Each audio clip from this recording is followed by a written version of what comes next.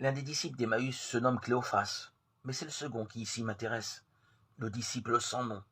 Quand le texte biblique s'intéresse à quelqu'un sans le nommer, il dresse une sorte de contour dans lequel chacun peut se glisser. L'autre disciple, ami auditeur, ami auditrice, c'est chacun de nous. Alors qu'en dire?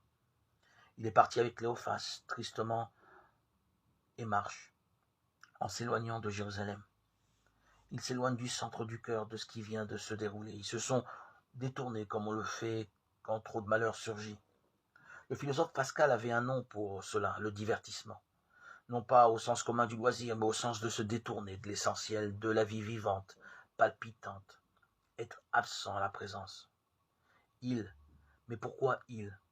Peut-être est-ce elle?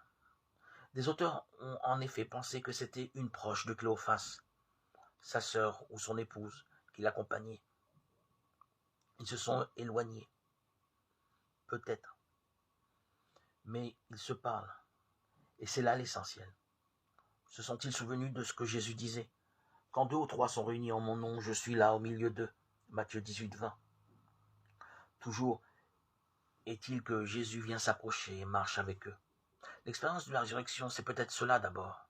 Découvrir que quand on est deux ensemble, présents l'un à l'autre, il y a plus que nous-mêmes. Quand on se parle en toute vérité, au milieu de nous s'approche quelqu'un. Ce quelqu'un est d'abord écoute, oreille tendue et questionnante. De quoi discutez-vous en marchant, Luc 24, 17? De quoi discutons-nous en chemin?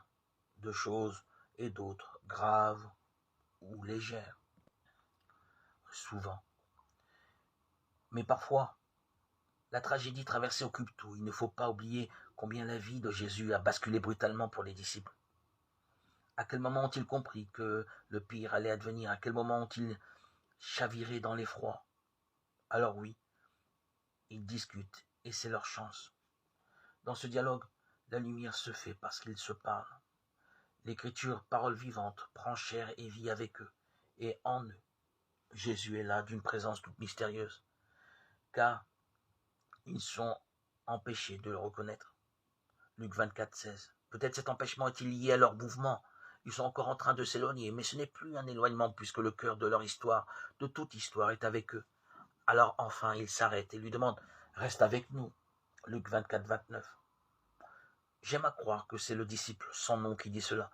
Il le dit à chaque génération, dans chaque pays, dans chaque culture. Reste avec nous, Seigneur.